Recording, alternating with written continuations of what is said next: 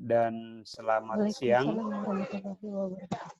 Mudah-mudahan anak-anakku semua dalam keadaan sehat walafiat, tak kurang satu apapun, tentu saja dalam lindungan Tuhan Yang Maha Kuasa.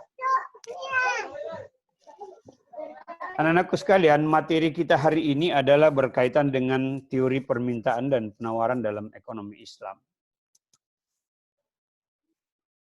Pada prinsipnya, teori tentang permintaan dan penawaran di dalam ekonomi Islam dengan ekonomi konvensional itu pada dasarnya sama. Dan kurva yang digunakan juga sama. Yang berbeda tentu saja di dalam aplikasi, karena satu berorientasi profit, sementara yang satunya berorientasi kepada keseimbangan. Nah, anakku sekalian, teori permintaan atau kita mulai dari situ, teori permintaan atau yang diistilahkan oleh ahli ekonomi Islam Ibnu Taimiyah yang lahir tahun 1263 sampai dengan 1328. Jadi Ibnu Taimiyah ini jauh lebih duluan dibandingkan dengan Adam Smith. Nah, istilah Ibnu Taimiyah dengan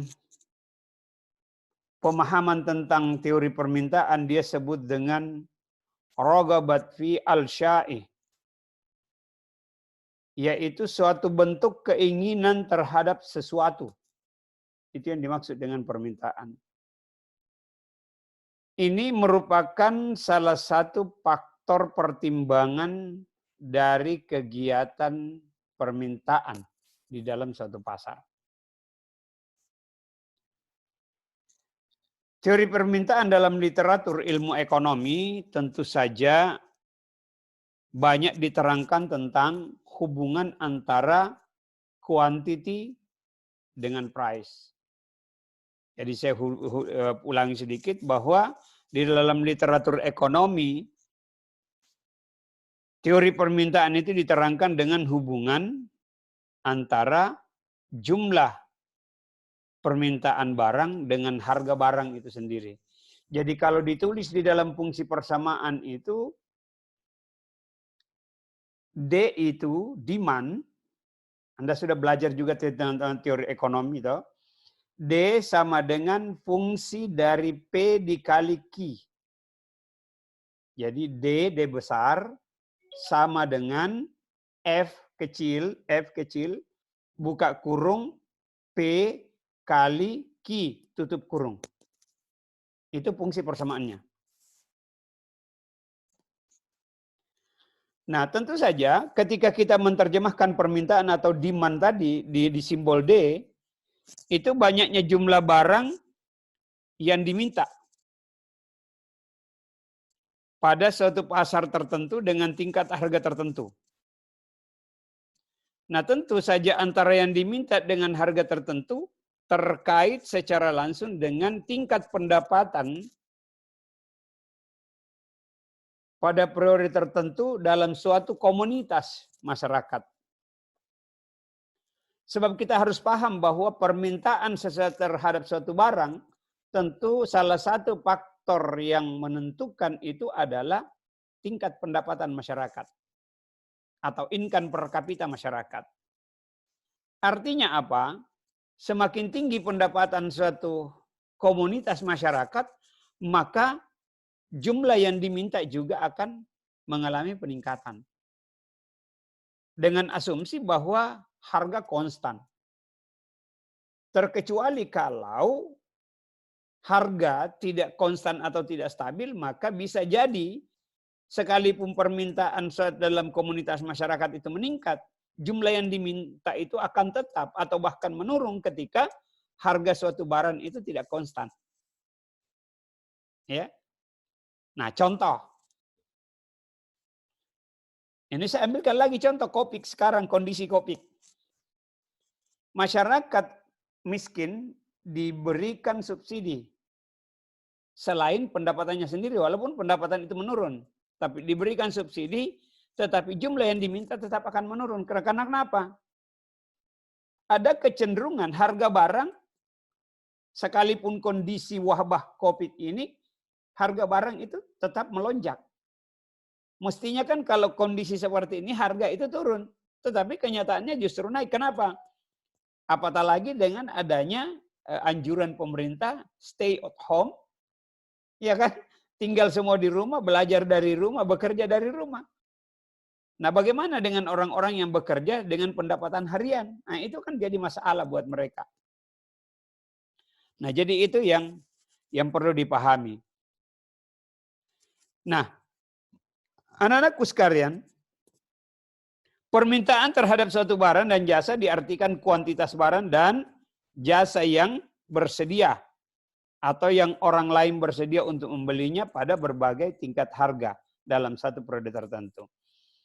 Nah, di dalamnya terkandung makna bahwa konsumen memiliki keinginan. Jadi makanya itu kalau kita lihat di dalam teori pasar itu permintaan terjadinya permintaan itu diawali oleh kebutuhan, adanya kebutuhan dan adanya keinginan. Ya. Jadi needs, want, and demand. Maka di demand itu ada di ujung. Tetapi dia diawali oleh kebutuhan. Kita butuh. Nah, kalau butuh kemudian keinginan muncul karena didukung oleh pendapatan atau kemampuan daya beli, maka pasti terjadi permintaan. Tetapi sekalipun kita butuh tetapi tidak didukung oleh daya beli, maka tidak mungkin muncul keinginan. Jadi keinginan itu harus didukung oleh kemampuan daya beli. Nah, anak-anakku sekalian, jadi konsumen itu memiliki preferensi terhadap barang dan jasa sekaligus ia juga memiliki kemampuan. Nah, itu tadi saya sudah sampaikan. Memiliki kemampuan uang dan pendapatan yang cukup untuk membeli dalam rangka untuk apa? Untuk memenuhi keinginan tadi. Jadi keinginan itu harus ditunjang oleh kemampuan. Nah, kemampuan itu ya tadi saya sudah jelaskan bahwa seringkali diberi istilah daya beli terhadap masyarakat. Nah, konsep permintaan terhadap barang dan jasa hanya memerhatikan konsumen yang memiliki preferensi dan daya beli. Jadi, permintaan itu orientasinya selalu berkaitan dengan kemampuan masyarakat di dalam membeli sesuatu barang atau jasa. Nah, karena itu teori permintaan adalah hubungan antara jumlah permintaan terhadap suatu barang dengan harga barang yang bersangkutan.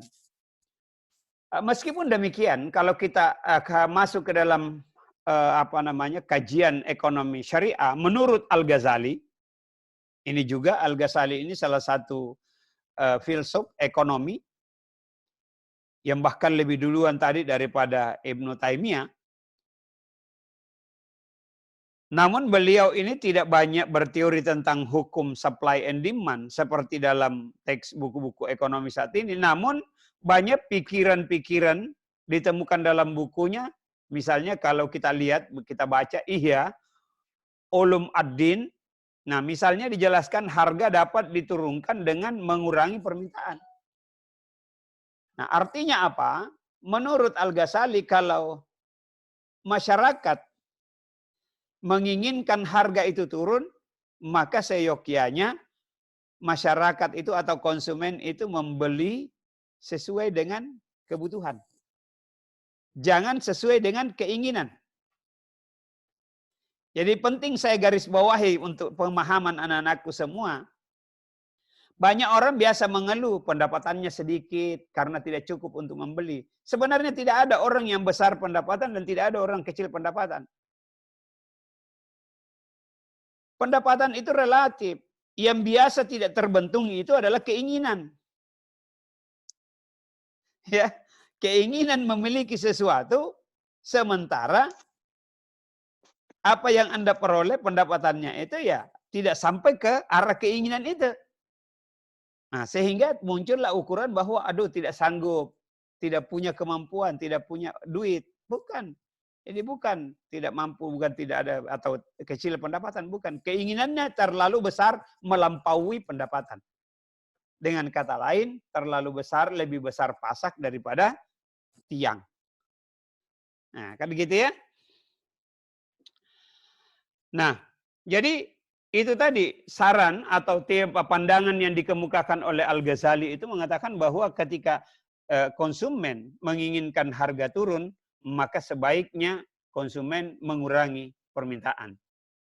Begitu juga dengan Ibnu Haldun menyatakan bila kota luas dan penduduknya banyak, harga kebutuhan murah dan harga kebutuhan pelengkap mahal. Jadi penduduk itu menentukan juga harga, jumlah penduduk. Nah, hanya saja masyarakat terkadang itu tadi yang saya sudah kemukakan bahwa terkadang keinginannya lebih menonjol dibandingkan dengan kebutuhan. Keinginan melampaui apa yang seharusnya dia bisa peroleh. Nah, tidak dapat diragukan penduduk kota memiliki makanan lebih dari kebutuhan mereka. Akibatnya harga makanan sering murah. Kemudian bila suatu kota telah makmur, padat penduduknya, penuh dengan kemewahan, nah di situ barang mewah akan semakin naik. Itu menurut Ibnu Haldun. Nah, anakku sekalian, permintaan seorang terhadap suatu barang ditentukan oleh banyaknya faktor. Di antaranya apa? Saya kira kalau anak-anakku lihat di dalam buku teori ekonomi mikro itu, Anda akan menemukan di situ faktor yang mempengaruhi, yang menentukan harga permintaan suatu barang itu yang pertama adalah harga barang itu sendiri. P. Kemudian pendapatan rumah tangga, PRT. Nah, harga barang tentu saja harga barang substitusi misalnya gula dan kopi. Bila permintaan terhadap kopi meningkat, maka otomatis permintaan terhadap gula juga meningkat. Itu otomatis. Karena jarang kita orang melihat dan menemukan orang minum kopi tidak pakai gula. Walaupun ada orang yang tidak pakai gula karena mungkin dia penyakit gula atau kelebihan gula. Ya kan begitu. Nah, begitu sebaliknya. Kemudian pendapatan rumah tangga dan pendapatan rata-rata masyarakat. Perubahan pendapatan selalu menimbulkan perubahan terhadap permintaan terhadap berbagai jenis barang. Nah, kita lihat di dalam rumus teori ekonomi makro itu, kalau Anda lihat buka buku makro, Y besar ya, ini fungsinya. Y sama dengan C ditambah S garing I. Y itu menggambarkan pendapatan, C itu menggambarkan konsumsi, S itu menggambarkan tabungan, I itu menggambarkan investasi. Nah, apa artinya ketika Y atau Y tadi meningkat, pendapatan meningkat, maka secara otomatis C-nya juga akan meningkat. Itu tidak bisa dihindari dan tidak bisa dipungkiri. Artinya semakin tinggi pendapatan seseorang, kalau dulu pendapatannya hanya cukup makan di rumah, maka dia membeli beras, beli ikan, beli sayur untuk makan di rumah. Tapi begitu pendapatannya meningkat, ditambah dengan kesibukan-kesibukan tentunya, dia tidak sempat lagi masak di rumah, maka tempat makannya itu warung. Paling banter lagi kalau pendapatannya bagus, masuk KFC, masuk McD. Nah, konsumsinya meningkat. Yang jadi persoalan biasanya anak-anakku semua, kadang ketika pendapatan naik, konsumsi naik, lupa terhadap tabungan. Lupa terhadap tabungan atau lupa terhadap masa depannya. Nah, banyak orang seperti itu. Pendapatannya meningkat, konsumsinya meningkat, tapi tabungannya nol. Akhirnya apa? Ketika suatu kondisi terjadi, di luar dari perkiraan dan perhitungan yang ini, misalnya seperti sekarang ini, kadang orang banyak yang mengeluh, tidak ada tabungannya. Bagaimana? Karena dihabiskan semua pada saat pendapatannya tinggi. Dia lupa nabung, padahal mestinya harus ada tabungan. Nah, inilah yang berbeda di dalam ekonomi Islam. Dalam ajaran ekonomi Islam itu wajib hukumnya. Wajib hukumnya bagi seorang muslim ketika berpendapatan 10, maka yang harus dimakan itu hanya 7. 3 itu harus ditabung, harus di-save. Kenapa? Karena yang dikonsumsi pada saat berjalan itu adalah apa yang dibutuhkan, bukan apa yang diinginkan. Nah, kenapa banyak orang habis tidak punya tabungan? Karena ketika pendapatannya meningkat, konsumsinya meningkat berdasarkan keinginannya. Sehingga Y naik, C naik, S-nya 0. Nah, ini perlu kehati-hatian. Jadi kalau orang ekonomi tidak begini cara berpikirnya, ini akan repot nantinya. Makanya harus berpikir ekonomis. Nah, yang berikutnya, yang ketiga, faktor yang menentukan permintaan itu anak-anakku adalah corak distribusi pendapatan. Atau pemerataan pendapatan. Nah, perubahan cita rasa masyarakat akan mengubah permintaan terhadap suatu barang. Apa yang dimaksud dengan cita? Cita rasa. Cita rasa itu adalah selera. Yang tadi saya contohkan, dulu makan di rumah, beli beras, beli sayur, beli ikan, masak di rumah, makan di rumah bersama-sama. Tapi karena pendapatannya ini, wah, sudah mau cita rasanya tinggi dan gengsinya juga ikut tinggi. Maka sudah dikenallah KFC, sudah dikenallah restoran, dikenallah kafe, nah itu semua. Nah, kemudian yang keempat itu adalah jumlah penduduk. Jumlah penduduk ini tidak bisa dipungkiri bahwa penduduk yang bertambah akan menambah permintaan berbagai jenis barang. Apakah itu dalam konteks konsumsi secara langsung? Konsumsi langsung itu adalah yang masuk di perut. Konsumsi tidak langsung itu adalah apa yang kita pakai, apa yang kita gunakan, ya sebagai pelengkap. Kemudian yang kelima itu bagian dari faktor yang menentukan permintaan itu adalah ramalan kenaikan keadaan masa depan. Atau eksepsi. Eksepsi kita di masa yang akan datang. Nah, itulah yang 5 variabel utama yang mempengaruhi permintaan. Namun di antara 5 itu, faktor yang sangat menentukan permintaan itu adalah harga barang itu sendiri. Itu yang pertama tadi. Nah, anak-anakku sekalian, pernyataan ini merangkum bahwa hubungan antara permintaan terhadap satu barang dan harga barang itu adalah sesuatu yang berbanding lurus. Bagaimana dengan faktor lain? Ya, tetap berpengaruh. Dalam hukum permintaan diasumsikan bahwa permintaan terhadap suatu barang dan jasa hanya dipengaruhi oleh harga barang dan jasa. Faktor lain itu dianggap sebagai sesuatu yang tetap, atau dalam bahasa ekonomi disebut dengan ceteris paribus. Nah, anak-anakku sekalian yang saya hormati, pertanyaan biasa yang muncul, mengapa tingkat harga dan jumlah permintaan itu memiliki hubungan seperti yang digambarkan?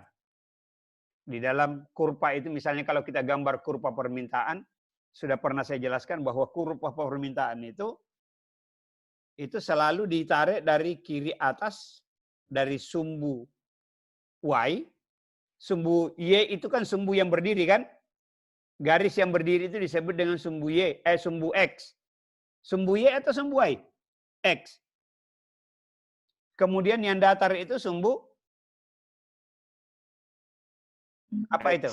Kuantitas. Yang naik itu adalah sumbu harga. P simbolnya. Kalau yang datar itu simbolnya Q. Kenapa dia berhubungan? Ya, karena seperti yang digambarkan sifat hubungan tersebut karena kenaikan harga yang menyebabkan para pembeli mencari barang lain.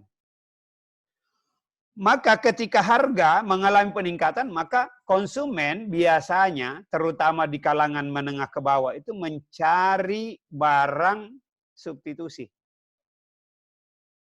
Saya contohkan. Sekiranya harga beras melonjak menjadi 10.000 1 kilo, maka yakin percaya banyak masyarakat akan beralih mencari makanan pengganti atau substitusi, bisa jagung, bisa ubi, dan bisa makanan apa ditator, Kirin? Apa namanya makan ditator itu kalau diaduk itu jadi kental-kental itu apa namanya? Kapurung. Ya, kapurung. Kalau di Ambon disebut dengan papeda. Nah, kan begitu. Pasti akan mencari itu. Dan semua jenis makanan pengganti itu adalah unsurnya adalah karbohidrat.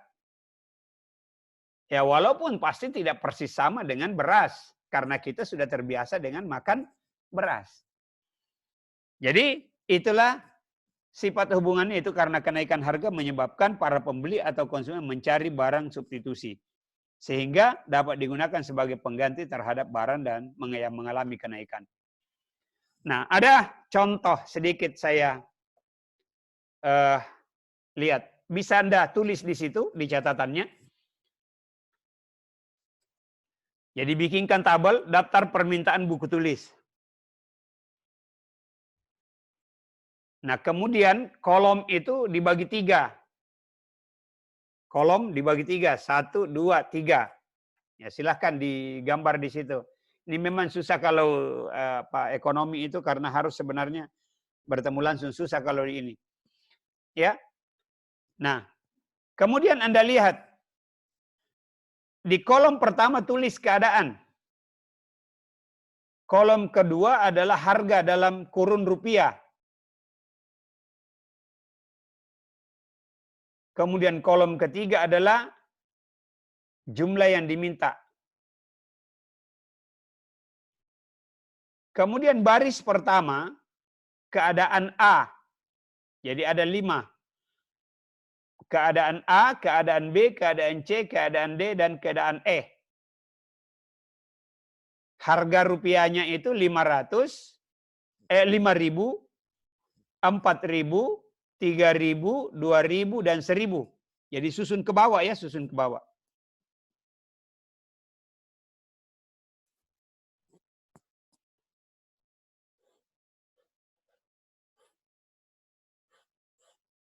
Jadi buat tabelnya seperti ini. Halo, perhatikan ini. Buat tabelnya seperti ini ya. Ya, kemudian ini keadaan. Ya, ini lihat gambarnya. Ini tulisan pensil ini. Oke? Bisa ya? Kalau enggak lihat mungkin karena ini bukan pulpen.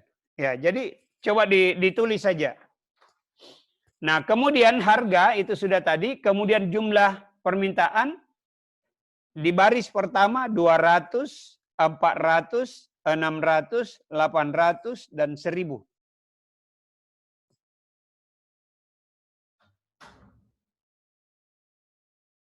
Sudah? Nah, coba diperhatikan. Nanti kita sebentar gambar itu apa namanya? Kurva permintaan itu. Nah, dengan menggunakan hukum permintaan dapat dibuat kurva permintaan. Kurva permintaan dapat didefinisikan sebagai suatu kurva yang menggambarkan sifat hubungan antara harga barang tertentu dengan jumlah barang yang diminta pembeli. Maka dari data itu silahkan Anda buat garis berdiri, kemudian sambung dengan garis yang mendatar, jadi bentuknya huruf L, kurva, buat Anda kurva. Ya.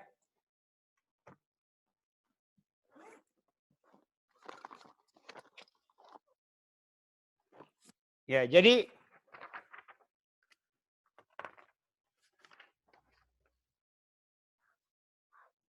nah, buat seperti ini. Lihat tulisannya.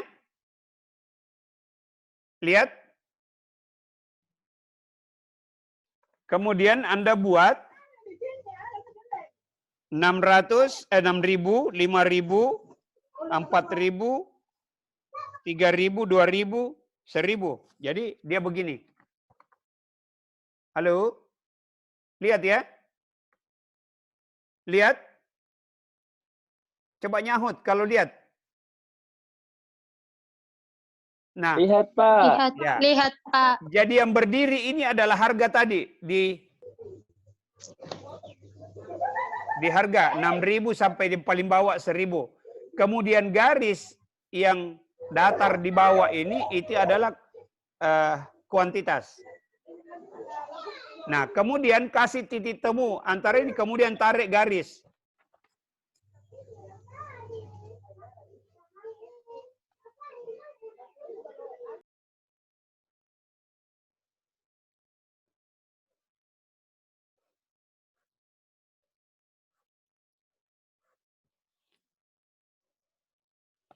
Sehingga dia akan terbentuk seperti ini nantinya. Oke, lihat ya. Nah, itu akan terbentuk nanti kurva permintaannya seperti itu. Ya, oke. Saudara-saudara sekalian, pada sumbu tegak lurus digambarkan berbagai tingkat harga, price atau sumbu P. Tadi saya sudah sampaikan, kemudian yang datar itu disebut dengan quantity atau sumbu Q, simbol Q. Nah, kurva permintaan beberapa jenis barang pada umumnya menurun. Jadi dia menurun dari kiri ke kanan, bawah. Jadi dari kiri atas ke kanan bawah. Maka garisnya itu bisa lurus, bisa melengkung. Tergantung dari keseimbangan barang antara harga dengan jumlah barang. Tapi umumnya biasanya kalau kurva itu dia akan cenderung melengkung. Nah, anak-anakku sekalian yang saya hormati, menurut Ibnu Taimiyah, ada beberapa faktor yang berpengaruh terhadap permintaan terhadap suatu barang. Dan pengaruhnya terhadap harga. Yaitu apa? Nah, jadi Ibnu Taimiyah dengan pandangan secara umum tadi itu sepaham. Yang pertama itu harga barang itu sendiri. Dan barang substitusi tentunya. Ya, jika harga barang tinggi, pasti orang yang meminta barang terhadap suatu barang itu pasti mengalami penurunan. Kemudian keinginan itu berbicara tentang selera. Jadi keinginan penduduk terhadap jenis barang yang berbeda dan berubah-ubah, keinginan ini tergantung pada berlimpah atau terbatasnya stok barang.